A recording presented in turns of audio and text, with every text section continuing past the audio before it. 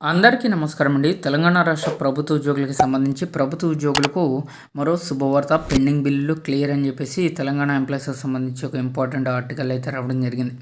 తెలంగాణ ప్రభుత్వం ఉద్యోగులకి సంబంధించి వరుసగా సానుకూల నిర్ణయాలు తీసుకుంటూ వారి డిమాండ్లను నెరవేర్చే ప్రయత్నం అయితే చేస్తుంది.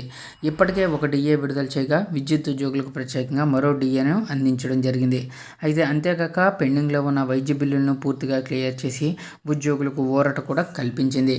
సో టీఎన్జీఓ సెంట్రల్ యూనియన్ ప్రకారంగా ప్రభుత్వ స్థాయిలో ఉన్న అన్ని వైద్య బిల్లులు క్లియరెన్స్ అయ్యాయని, ఒకవేళ ఏదైనా పెండింగ్ ఉంటే యూనియన్ దృష్టికి తీసుకురావాలని అధ్యక్షుడు మారం జగదీశ్వర్, ప్రధాన కార్యదర్శి ఎస్ఎం హుస్సేని ముజీబ్ తెలిపారండి.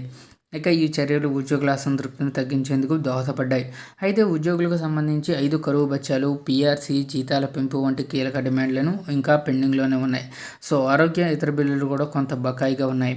సో ఈ నేపథ్యంలో ఉద్యోగులకి సంబంధించి కొన్ని నెలల క్రితం సమ్మెకు సిద్ధమైనప్పటికీ కాంగ్రెస్ ప్రభుత్వం చర్చలు, కమిటీలు, మంత్రివర్గ తీర్మానాల ద్వారా కొన్ని సమస్యలను అయితే పరిష్కరించింది. సో ఇటీవలే వైద్య బిల్లులను పూర్తిగా ఆమోదించడం ద్వారా ఉద్యోగులకు ఊరట కల్పించింది. మిగిలిన డిమాండ్లను కూడా త్వరగా పరిష్కరించాలని ఉద్యోగ సంఘాలు కోరుతున్నాయి.